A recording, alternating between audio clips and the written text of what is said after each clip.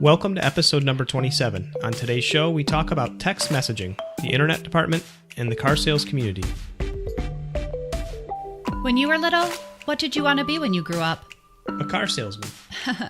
Said no one ever. Hi, I'm Patrick Hennessy. And I'm Courtney Hennessy. Welcome to the Be Less Typical in Car Sales podcast, a real-life account of the car business that breaks the perception of what it's like to be a car sales professional. During the show, we're going to take you into the lives and minds of those who have found success. So, ignite your passion and get ready to learn effective hacks to streamline your success and boost your income. So, is that your pitch? It's pretty good.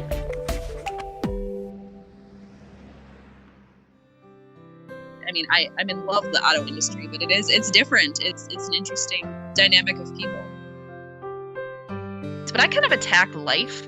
Like, I don't ever really have any regrets because everything I try to me is just something to learn and try and explore. And, it's just, that's what life is. We can relate. We're all about exploring and trying new things. And we love the auto industry too, along with the dynamic group of people who work within and serve it. The auto industry has become somewhat of a second family to us. Amy Bannor is part of that automotive family. She's a car sales pro who's pushing past the status quo. She's helping transform and evolve our industry. But when she was a little girl, she had inspirations other than car sales. And she surely didn't have ambitions to be on the Automotive News 40 under 40 list, although that's exactly where she ended up. No, she wanted to be in showbiz. Pretty convinced as a really young girl I was going to be Michael Jackson. 1, 2, 3, 4. And if that didn't work out, she'd be an astronaut. Of course, that's when she was really little. However, she says that once high school hit, she got realistic. Probably the most serious career I looked at was becoming a dentist. Okay. So once she graduates high school, she enrolls in college. Working on a math degree with the thought of after school, like a biology major or minor or something, to move into dental school. And I took a break from school because I was working. I was paying for school. 19, bought a house. I was pretty ambitious. Very ambitious, in my opinion. And to top it off, she was a good student, but took a little break from school, and I thought, okay, I need to make a better plan. This school, the politics of school, and I just didn't get along. So she gets a job at a cell phone store as a sales associate. She intends to work there during the summer and return to college in the fall. My first month had an amazing month. Right out of the gate, made like $2,000, and when you're 19 years old, it was huge. And I'm like, this school stuff can go on the back burner.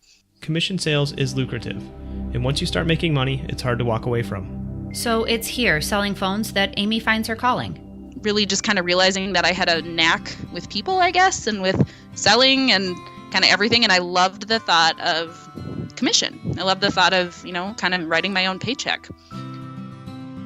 I can relate, as I think most of you listening can. When you're in commissioned sales, you are the maker of your own destiny. As you might expect, Amy climbs the sales charts and becomes number 1. Recognizing her talent, the company provides her with an opportunity to relocate and help open a new retail storefront. The new location, Fargo, North Dakota. This makes me laugh a little because Amy doesn't hesitate. And if I put myself in her shoes and a company asked me to move to Fargo, I'd probably give it some serious contemplation. But not Amy. She packs up and moves. It's not long after her move that she's recruited by another company in the computer industry. This new job comes with the promise to make a bunch of money. She does pretty well. But then realized I didn't like the over-the-phone stuff. I really did excel at face-to-face sales. I came home one day and my husband then and asked him, and I said, what do you think about selling cars? He's like, well, I'm sure you could do it. In search of a face-to-face sales position, she applies for a job at Corwin Auto Group and David's Bridal. She gets interviewed for each position, is offered both jobs, and contemplates. And so I went home and I said, okay, so wedding dresses or cars? Wedding dresses or cars? And I went, all right, wedding dresses it is. She loves selling wedding dresses and reflects that it was extremely educational, and it prepared her for the things to come. And it's just kind of amazing. It really taught me how to sell on emotion, because when you think about a wedding dress, the process of selling a wedding dress and selling a car can be very, very similar. It's very much an emotional purchase, and yeah, they're all similar. You walk down a row of white dresses, or you walk down a row of black and gray cars. It can, unless you're really looking for what you want, it can be very, very overwhelming. Heck yeah. It's after Amy's honored with a top sales award at David's Bridal that her path becomes apparent. I just made $39,000 last year, and I was number 5 in the whole entire country for volume. And I looked and I said, so that means that the chance of me making much more than that isn't so hot. And that's when I decided. I went home and I said, I've got to try selling cars. I have to. So she goes back to Corwin Auto Group, applies again, gets hired, and as Amy says, the rest is history, I guess.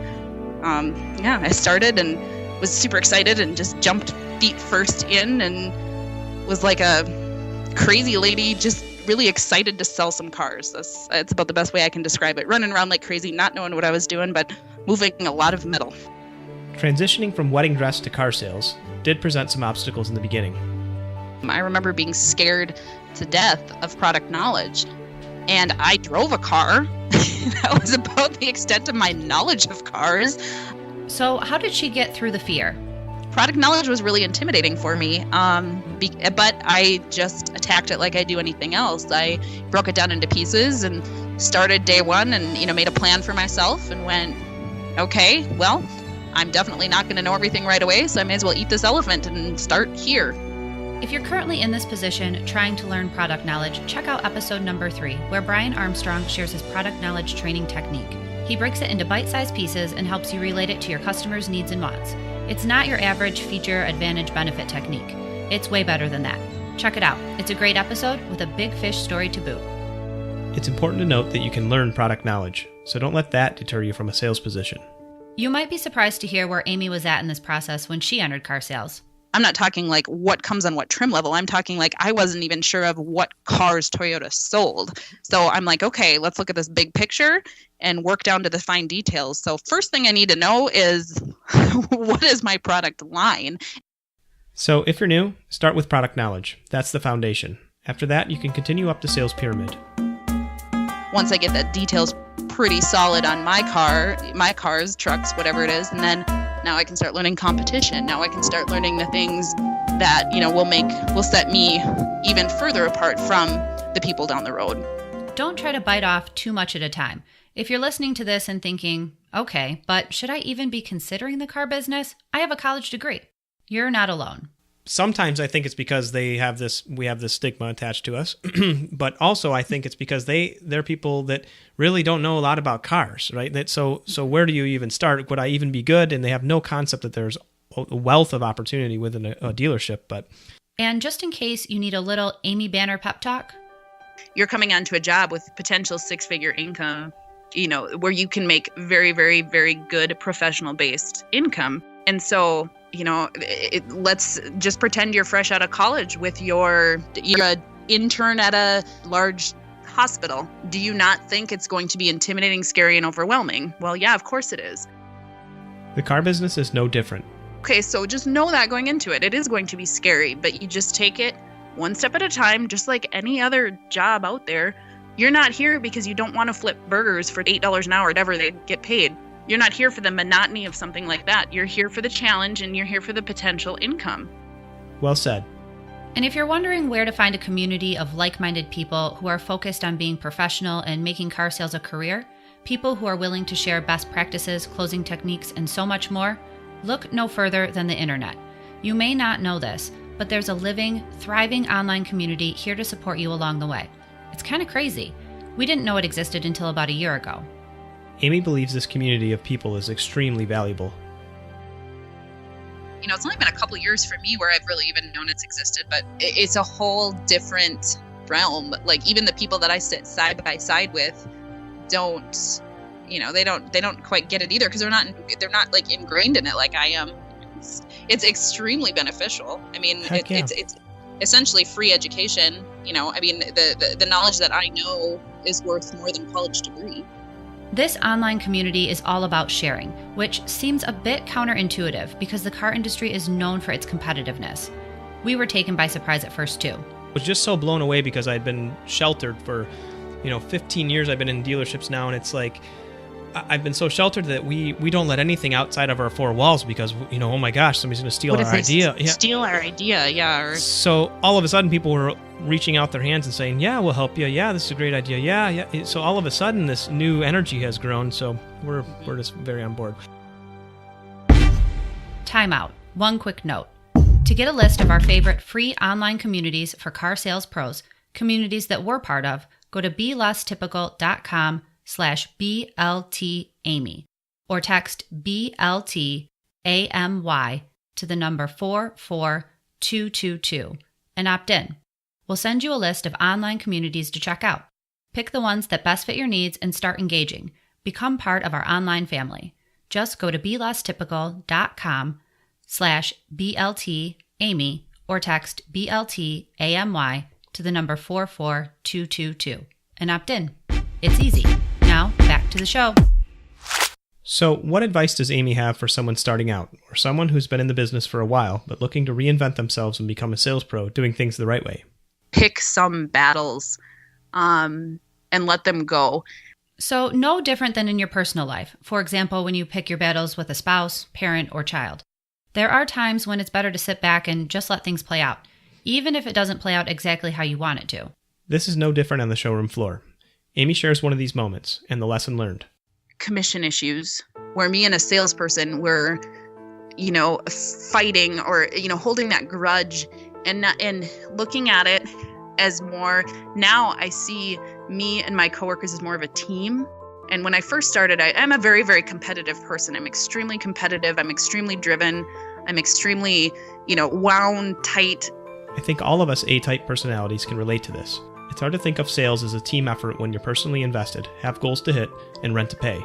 But looking back, I think that if I could have, said, hey, to my 26-year-old self or whatever I was, say like, hey, just chill a little bit, keep the spark, keep the edge, but, just let some of those other things go, because giving up half a deal right now, because you both feel justified, be the bigger person, give it up, because down the road, if you're making friends with the people you work with, it's going to come back to you tenfold. This reminds me of an "if I knew then what I know now" piece of advice. Love it, and we agree. Don't sweat the small stuff, and be open to working as a team. It doesn't have to be a one-man show. The nature of the business makes us competitive, and if you don't have some competitive edge in you, then there's onesie-twosie people that might find success, but otherwise we got to have that blood in us. And it's like wisdom, I guess they would say, or experience that teaches you that the team will in the end do better for you than trying to be this fierce individual. So strive for a happy balance between competition and teamwork. Easier said than done sometimes, because yeah, and there's definitely cases where you do need to stand your ground. You have to, and it's hard to find that line sometimes. There's things, to this day, there's things that I will definitely stand my ground about that I either will or won't do. You also have to learn to pick your battles. And so there's some battles that when I was new, I would have just fumed about for days and just lost sleep over. And nowadays it's like, okay, whatever, move on.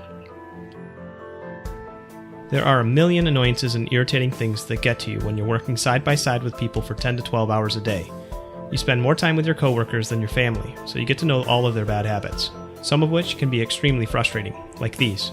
These sometimes newbies coming on board, or even people that have been there longer than me, but were 5, 6, 7 car a month people that would never park cars, that would never do some of that stuff. But yet me, who was selling 20, 22, 24 cars a month, never had cars out, never had this stuff. And so things like that would always irritate me. And now I have kind of just learned to let it go. Just like Elsa in Frozen, let it go. And lead by example when an opportunity presents itself. Don't let small irritants derail your day or take up space in your head. For example, instead of allowing yourself to get fired up because test drive cars are left out front and didn't get parked where they're supposed to, instead of stewing on it, gather a group to help you move the cars and tackle it together. Help each other out and cultivate teamwork. I actually was just reading something in a group today on Facebook where somebody was talking about split deals, and it was like, you need to tell every customer not to work with anyone else. And I completely disagreed with that. I said, I said, my customers always come to me, not because I demand that they do something. I said, it's because I offer them such a great customer experience that they don't want to work with anybody else. I don't have to tell any of my customers not to work with somebody else. I said, because as a team, we're very, very strong. And I trust everybody I work with that they're going to do the best for my customer as well. Implementing a teamwork strategy on the showroom floor doesn't happen overnight. And many times, at least where I've worked, this shift from every man for himself to group effort starts with a few individuals that are willing to pitch in for each other. For me, it started with management setting the tone. So speaking of management, today Amy's the Internet Sales Manager for Corwin Automotive. She's leading the charge, testing new strategies, and managing the development of the team. You can tell she's passionate about this part of the business, and she's good at it. I think we've significantly increased the closing ratio on our internet leads since we developed this internet team. We also honed in on better ways to capture internet leads and things like that too. So there's a lot of stuff that gets involved in it. But yeah, no, it's definitely something where we've put a huge focus on how to handle a customer that wants to basically communicate via the internet. So how exactly do you build an effective, efficient, successful internet team? I think part of it is just we took a look at the salespeople and went, okay, who would be, because obviously salespeople have different skill sets, and you can take some people cannot communicate via written word very well at all. So you don't necessarily want someone like that working an internet lead.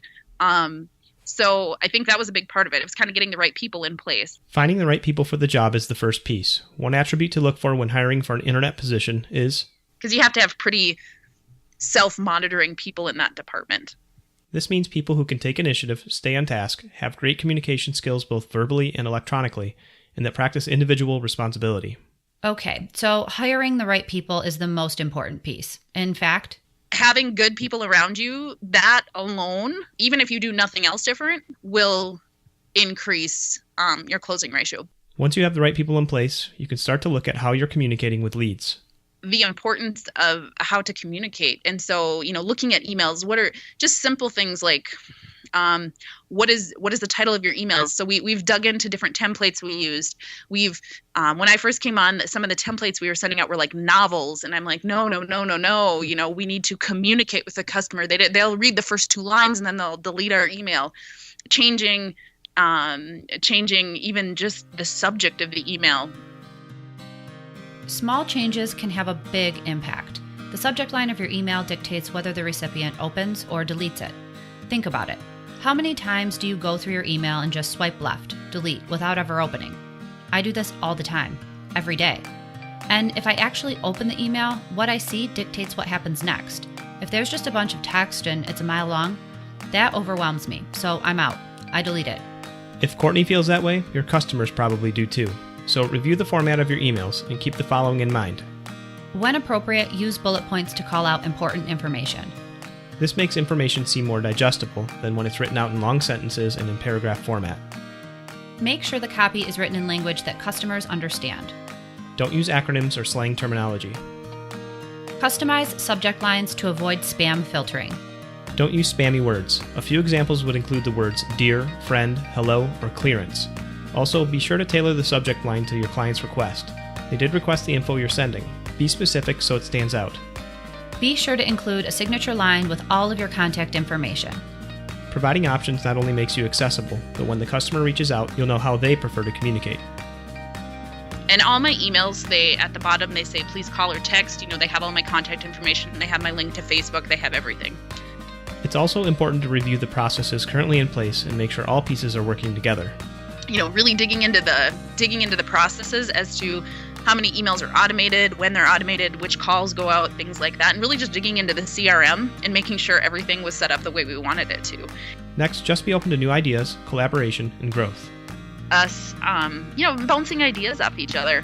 Just simple things, every day, just kind of going, okay, what about this? Or, a couple of my guys will come and ask me, constantly, what would you do in this scenario? Or, what do you think I should say to this customer? And it's just bouncing ideas off of each other, and not being, not holding your information tight because you're afraid someone will steal your idea. It's really just sharing that information. There's that teamwork concept again. Remember, it's completely okay to ask for help or input from your team. Not only will this help you grow, it helps your team grow. And it cultivates a team mentality because you're all investing in each other. Lastly, don't get too caught up in the numbers. Here's my thing with internet conversions. I think that count can be, it's even harder as time goes on with people having more access to different ways of finding cars. It's harder to know what your true numbers are. Agreed. There are 1,001 ways to slice and dice numbers. Furthermore, you can manipulate the numbers to tell any story you want. To combat this, we recommend defining the metrics you'll report out on. This should be done in collaboration with your leadership team. Standardized timing, or in other words, when the numbers are pulled, and also standardized calculations used and where data is pulled from, to make sure you're comparing apples to apples. And benchmark your starting point. Set it as a baseline and start measuring in a percentage of growth or decline. Having the right team in place and the processes defined is extremely important, but let's not leave out the most important piece of car sales, the customer experience. So whether you're in management or sales, it's important to remember that customers have a lot of options when it comes to what they're going to buy and where they're going to buy it from. So whether it's an internet customer or a fresh up walking through the front door, we need to provide an exceptional experience. My customers, I'm very clear. I want appointments. I want them coming to see me. But they follow my direction because they want to work with me, and it's because I do truly appreciate and respect their time. I do truly and appreciate them buying from me because they definitely don't have to. And to be successful, the ones that tend to be, successful at it are the ones that really do serve the customer and really do give them the royal treatment. We couldn't agree more. And if you're looking for ideas and different ways you can provide an exceptional customer experience, check out episodes 18 and 19 featuring Bill Stout or episodes 11 and 12 featuring Kenny Landrum. It's the little things that count and make the world of difference. So whether it's birthday phone calls, thank you cards, Cinnabons, or off-site redeliveries, make a plan, write it down, and stick to it until it becomes a habit rather than a hassle. Don't get too busy and caught up in the moment. I've got 5 deals. I have to get numbers for a lease for this guy, and I got to get a trade value, and I got a guy coming in a couple hours, and oh God, they're coming to pick up the van, and I need to get it cleaned and over to recon. I mean, there's a million things going through our head, but if you can learn to time manage and commit yourself to doing certain things, which for me, thanking a customer is huge. If you can do that, it's only gonna make the rest of the stuff just go more smooth because your customers are gonna be more patient with you. Because they're going to want to work with you, so they're going to understand some of that crazy stuff. And it's okay to start small. For example, I don't know, for every customer that I sell this month, I am going to send a handwritten thank you note to. And then just, hold yourself accountable. Right. And do it, I guess. Make it a habit. Pretty soon, it won't seem so hard. It becomes fun and just part of your daily routine. And speaking of customer service, how we communicate with our customers plays a part in their overall satisfaction. So let's talk a little bit about text messaging, but first a note from the compliance cop. Very funny. In all seriousness, I love the idea of communicating with customers via text message, and it's not against the law, but there are some restrictions and guardrails that our federal and state government have set up. So before you get all gung-ho with text, just be sure you know the laws and regulations that govern your communication, and be sure to get permission from your dealer. For more information, go to ftc.gov and search text message. Good info and something that we rarely consider when we're trying to reach out to customers. But when done right and within the guidelines, it's a great medium to use. Amy responds to all leads, internet or walk-in, with an email and a phone call. Once she gets in touch with someone, but what I always ask them is I say, is this a or do you have a cell phone number, or the number they give me, is this a cell phone, whatever it may be. And most people say, yeah. I say, okay, do you text message? And most people say, I do. Or some people will say, not really. I'll say, well, I would like to just send you one text message so you have my number in your phone. You don't need to respond if they say, like, I don't text that much, but you can send one. Seems pretty easy. Then what? Then all I do is I send them a quick text that just says, sometimes it'll say, nice to meet you, whatever your first name is, Amy at Corwin. Or, it's like, hi, Sarah, Amy at Corwin. And I shoot out that simple text message. And what that does is it gets my name in their phone without them digging for a card, without them, having to look in their email, without them having to write it down on paper while they're talking to me. None of that stuff. It's just right there, right in their phone. and they can look at it the next day or whenever they say that, that we're communicating. They can look and scroll through, and they may just call me back, but my phone number is right there in front of them on their own handset. So yes, I am a huge fan of texting.